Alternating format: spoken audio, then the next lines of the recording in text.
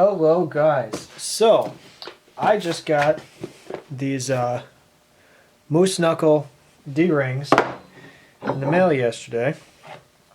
How amazing these things are. And I got mine in the raw dog finish. Fantastic name on that, by the way. But I got these in the raw dog finish because, well, they do offer quite a few different colors. They didn't offer one that really went with the color scheme of my Jeep. So I wanted to get something that I could kind of go through, put exactly the color that I wanted. And so this was a perfect option for that. They do, with these ones, give you a pretty detailed explanation on proper prepping and painting. So I think what I'm going to go through here is each individual step. And I'm going to kind of walk through it kind of piece by piece so you guys can see really how in-depth that process is and maybe get a couple tips on how to do it properly. So the first thing they want you to do is disassemble them, pull them into pieces, which I've already done here. And then they say clean them. So basically you want to get all the oil, all the grease. They do have a little bit of a grease on them here, maybe more of an oil probably for shipping so they don't rust.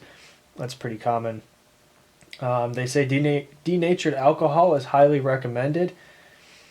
So I'm going to actually use denatured alcohol. I do have acetone as well, which I use a lot. And I actually use carbon choke clean for prepping metal a lot. It dries really fast. It cleans really well. So that's a really good option for me. At least I've got a lot of good experience with that. But I do have denatured alcohol, so I'm going to go ahead and use that. All I'm going to do here is I'm going to start with one piece, and I'll take one pin here, get some denatured alcohol on my rag. I'm just going to wipe it down. And you'll see, even though these look clean, that, well, actually these are pretty clean. I'm pulling a little bit of oil off of here, but not much. So this process isn't going to be too lengthy, which is nice. So I'm just going to kind of go through here each individual piece, clean each one up, set it aside, and then I'll probably go through again at the end and give them a second wipe down once everything's been wiped once. So go ahead and get this done.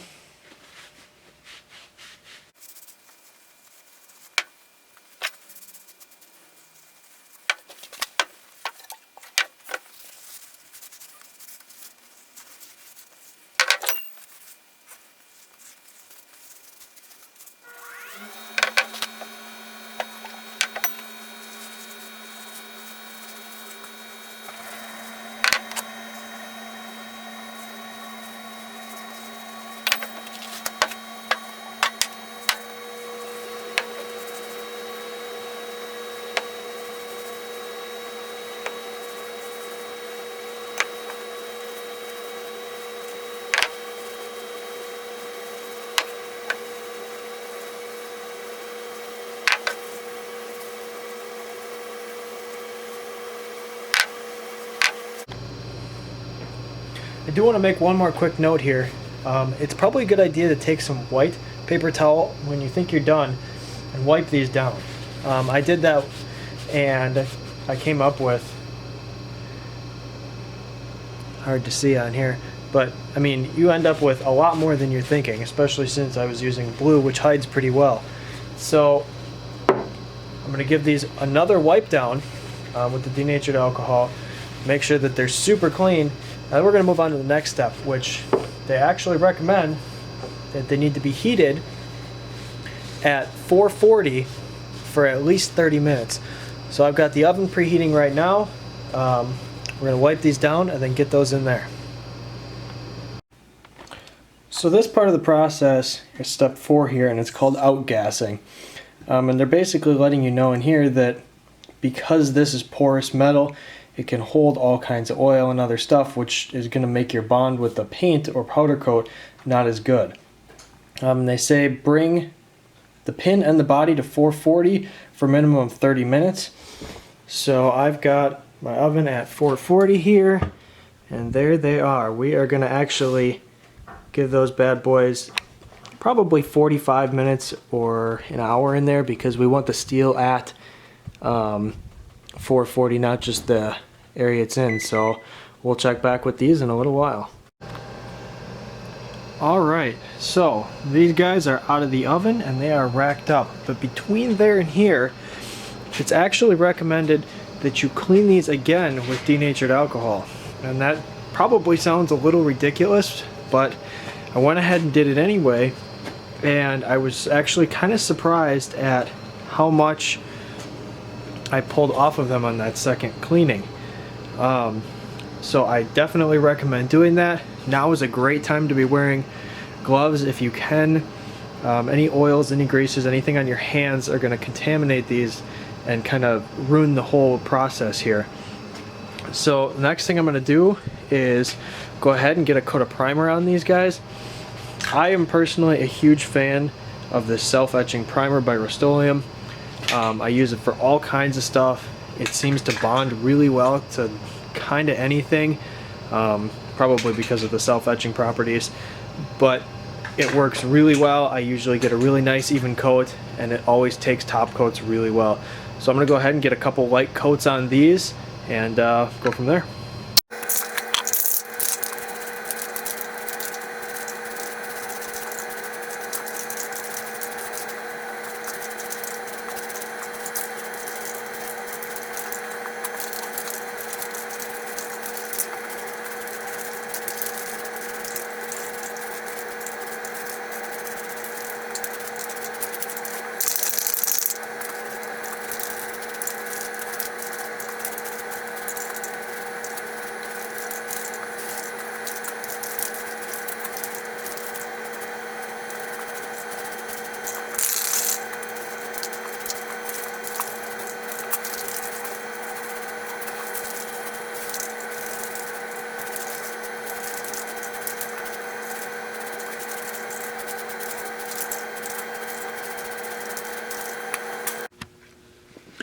Hey guys, so we've got the primer on these. Now I did about 2 or 3 coats. The first 2 were actually really light tack coats, and the last one I went a little bit heavier.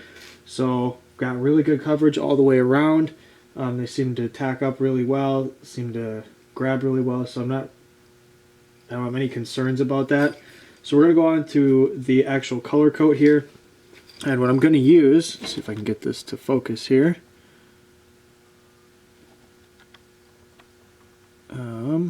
This is VHT wheel paint.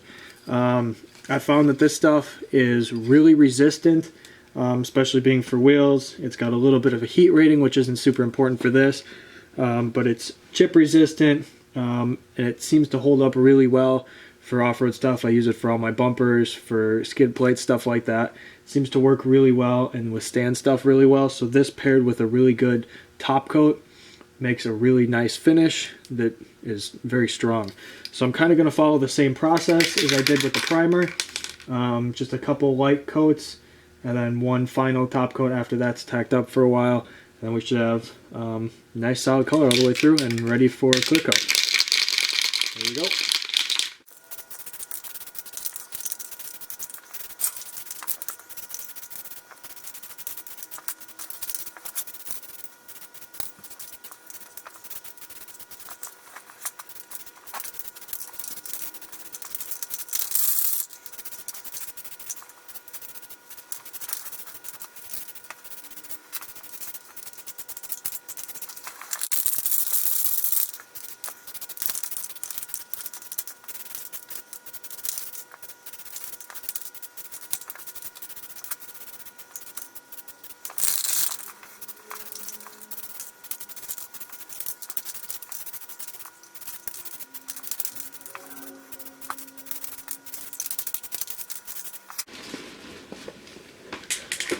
Alright, so we're going to let those dry.